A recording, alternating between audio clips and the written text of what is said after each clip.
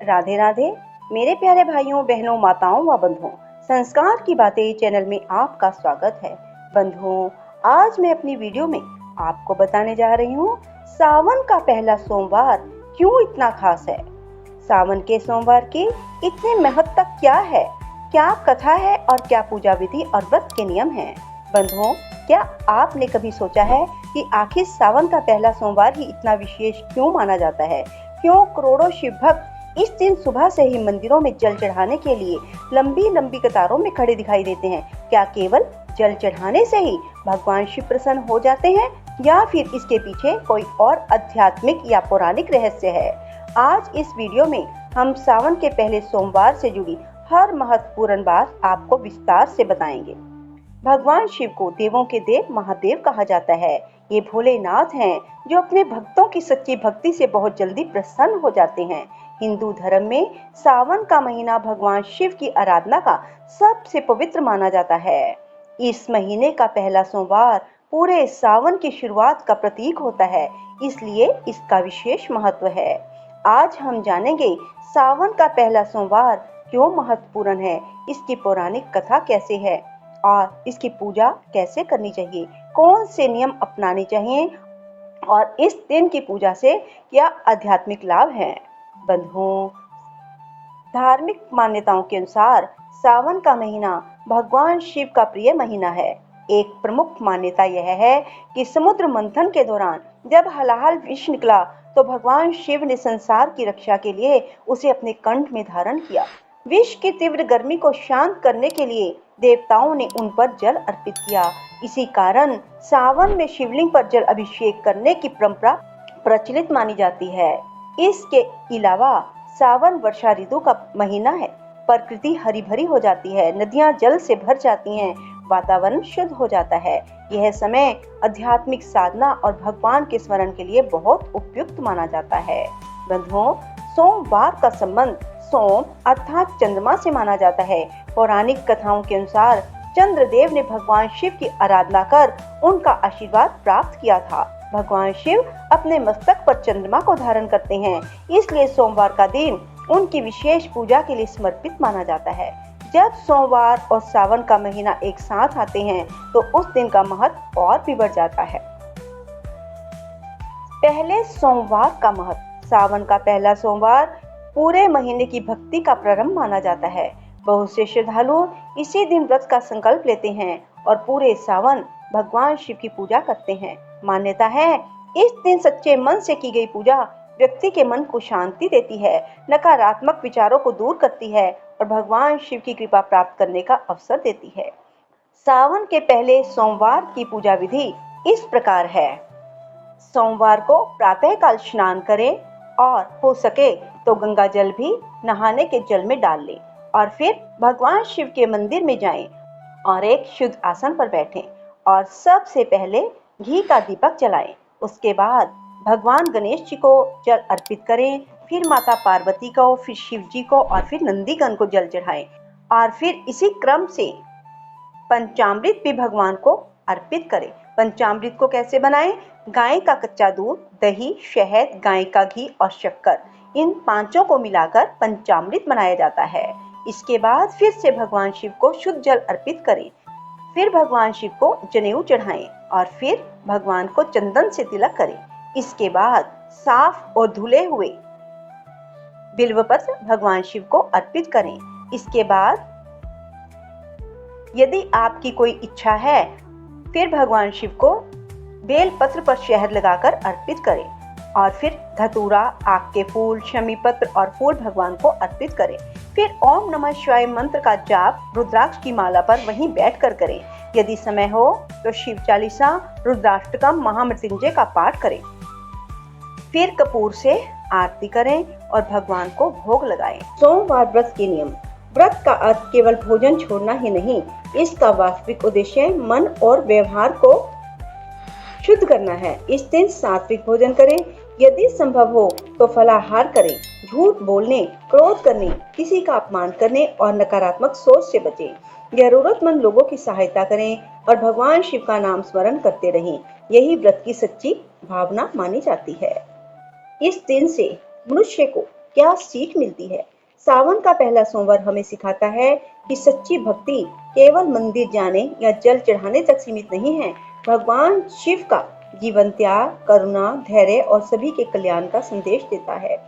यदि हम अपने जीवन में सत्य, ईमानदारी, संयम, दया और सेवा को अपनाएं, तो वही भगवान शिव की सच्ची आराधना है।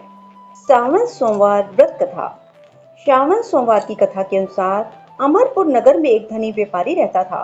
दूर दूर तक उसका व्यापार फैला हुआ था।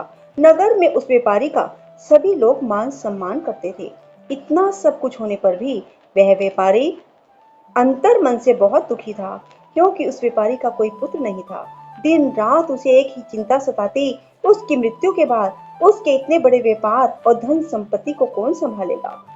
पुत्र पाने की इच्छा से वह व्यापारी प्रति सोमवार भगवान शिव की व्रत पूजा किया करता था। सायंकाल को व्यापारी शिव मंदिर में जाकर भगवान शिव के सामने घी का दीपक जलाया करता।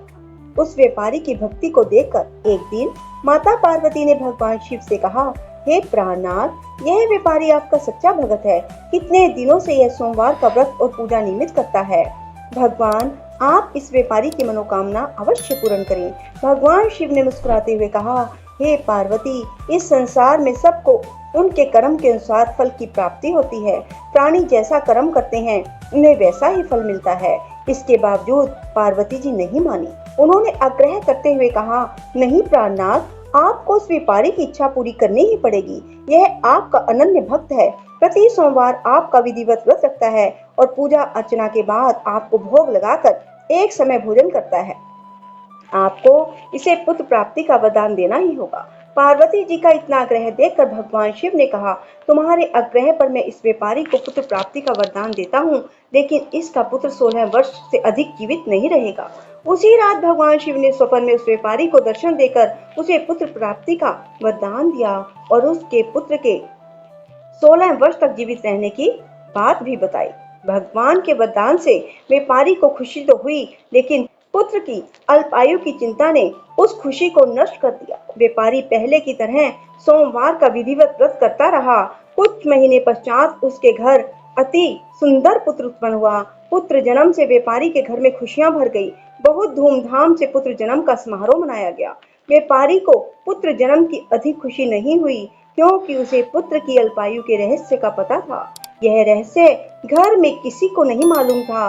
विद्वान ब्राह्मणों ने उस पुत्र का नाम अमर रखा। जब अमर 12 वर्ष का हुआ तो शिक्षा के लिए उसे वाराणसी भेजने का निश्चय हुआ। व्यापारी ने अमर के मामा दीपचंद को बुलाया और कहा, अमर को शिक्षा प्राप्त करने के लिए वाराणसी छोड़ आओ। अमर अपने मामा के साथ शिक्षा प्राप्त करने के लिए चल दिया। रास्ते में जहाँ भी अमर और दीपचंद रात्रि विश्राम के लिए ठहरते, वहीं यज्ञ करते, ब्राह्मणों को भोजन कराते थे।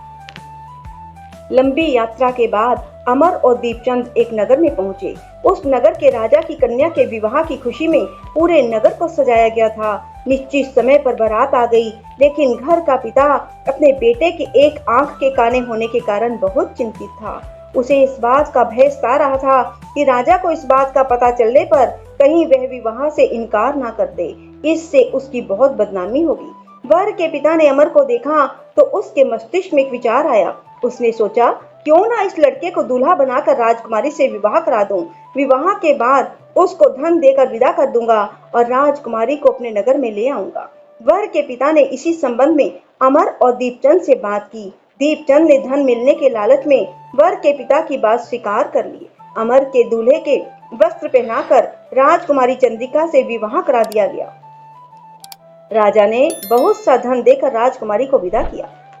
अमर जब लौट रहा था तो सच नहीं छिपा सका और उसने राजकुमारी की ओढ़नी पर लिख दिया, राजकुमारी चंद्रिका, तुम्हारा विवाह तो मेरे साथ हुआ था।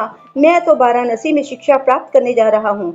अब तुम्हें जिस नवयुवक की पत्नी बनना पड़ेगा वह कान्हा है।